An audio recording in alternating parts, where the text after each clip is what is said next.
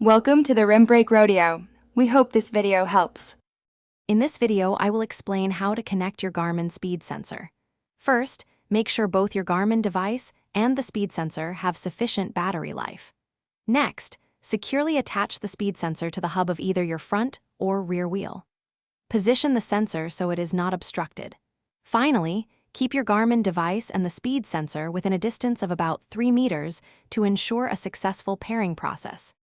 To begin the pairing, navigate to the sensor menu on your Garmin Edge cycling computer or compatible Garmin watch.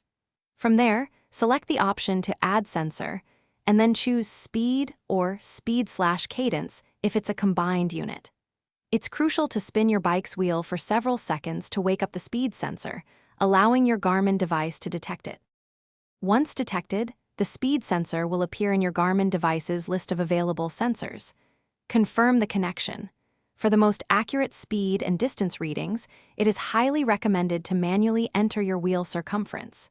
This measurement, typically found on your tire's sidewall, ensures precise data. Finally, save the sensor profile to finalize the setup. If you encounter any issues, first verify that both your Garmin device and the speed sensor have fresh batteries. Sometimes, interference from other electronic devices can disrupt the connection, so try moving to an open area. If the sensor still doesn't connect, try removing it from your device's sensor list and then re-adding it from scratch. Thanks for watching. Consider subscribing if we helped you.